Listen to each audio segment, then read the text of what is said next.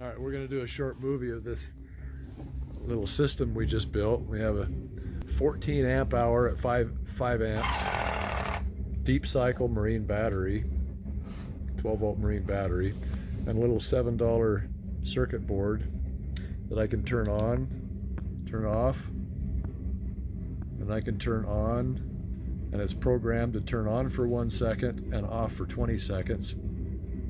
And we're just experimenting here to see if this is enough, and we'll have to experiment a lot because I don't have a check valve here and it could lose its prime, and that's quite a lot. That's 3 feet of lift up to the pump. And you see an air bubble right here. When it comes on in 20 seconds, let's just turn it on and see what happens. Just turn it on. You can see it counts down 20. Turns on, a little light comes on here. It's programmed to come on for a second and off for 20 seconds. So count down 20 seconds. I'm not seeing any air bubbles. 10, 11, 12, 13, 14, 15. Oh, there are a few bubbles right here. You can kind of see. 19, 20. No, it held a pretty good prime that time. Did it spit? No. Okay, so it's lifting out of a 5-gallon barrel of filtered waste oil. This little 12 volt pump. It's got an on off switch, and it's just connected right here to the battery through this switch. And that switch gives it pump voltage through there. And we connected it with a tube to the 1/4 inch copper line, and it's tied on here with some electrical wire. Comes all the way down. And then you can see that even after it pumps, it continues to drain. The oil right here drains out of the tube, continually drains, and when it comes on, it pumps, it spits a lot. It just, you saw it pushes a lot of oil out there. And then we have to regulate this so that the oil level in the bottom of this dish underneath the brake rotor doesn't get to be more than 1/2 to 3/4 of an inch deep. If it does, then we start doing this. We start melting things around here because it gets over 130 degrees. But we can regulate this to turn off in 25 or 30 seconds. It doesn't have to run every 20 seconds. Here you can see that air bubble pushing down. It's slowly draining everything in the tube, continuously draining down here. And then when that pump turns on, it gives it a big shove, just a few tablespoons. There's no combustion air. This is purely flue air, and so the richness of the flame is quite orange. And then our next step in setting this up would be to add some combustion air to the flame to give it a fan. So that we get that flame down to a blue. Jerry's helping me here. So we get. Have you seen it when you put air to it? It'll make fire come out this end. Yeah, and then it smokes in here because it's not set up right. But if we add the proper air,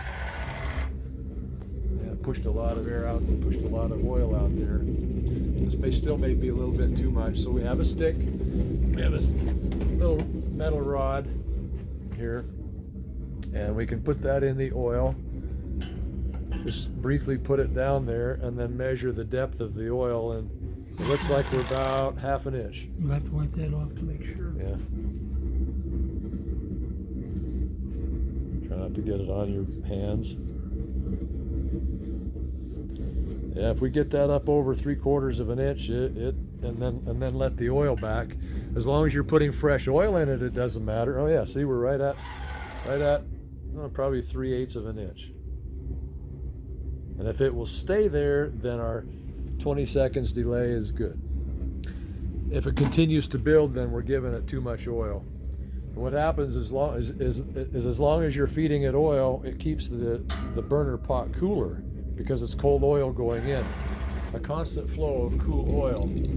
But if you back that off and turn the oil feed off, then what's in the pot continues to heat up until this flue is red hot, and things get really bad if it's 1 inch deep in there, over an inch deep. I mean, we can make it 200 degrees, 300 degrees in here around this burner, but we don't want to because it starts melting plastic.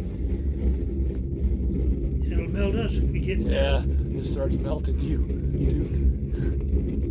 see the little stream of oil just draining. And when the pump comes on, it gives it a big push.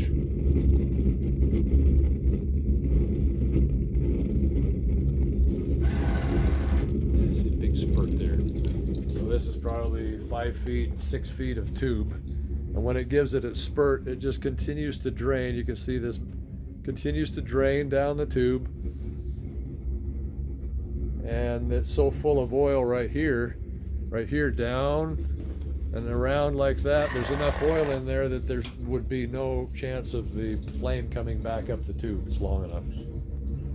All right, this is pretty exciting. Our next, what, third or fourth generation, I can't remember. Probably fourth generation system here. We just disconnected this because it gets worse and worse and worse and worse.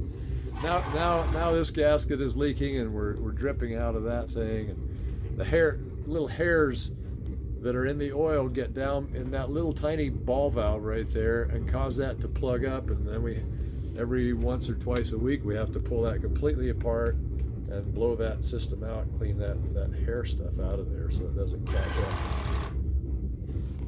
This battery would last a week, last 2 or 3 weeks probably, as much as this little guy operates. I haven't measured its amperage, but it can't be very much.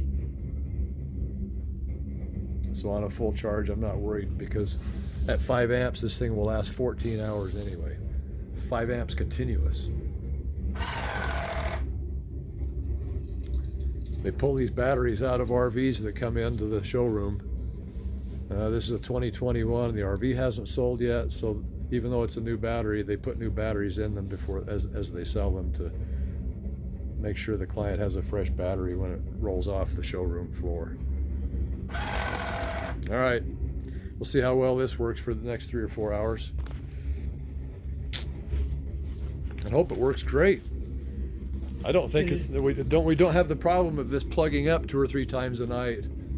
As soon as we leave, it plugs up, or if you dump a batch of fresh cold oil in it, it gets all thick and won't go through the valve like we had it set, and then it likes to plug up. As soon as you walk away, it turns off, and then the flame goes out, and then we have to rely on this natural gas heater back here, which of course costs money. We have free oil. We don't need to pay for natural gas if we don't have to, but the backup is really nice. And we've got a thermostat sitting here on the post. The thermostat says it's 46 degrees. I would like to incorporate this thermostat switch into an on-off system for the whole heater one of these days, but we're not quite there yet. We have to get the combustion fan set up, and then it'll be tied in together with the oil pump to make sure if it starts getting too hot, we just turn things back a little bit. Good job, heater. Keeping our strawberries alive. Look at all these strawberries, plants going like crazy. Hundreds of them rooting. Let's see some roots. Jerry's got them rooting. Yeah, look at all those roots. I'll show you some better roots. That's okay. 2 or 3 inches is fine. He's got some roses rooting underneath there. Yeah, some really pretty roots coming out of some of these. They need to be in the soil.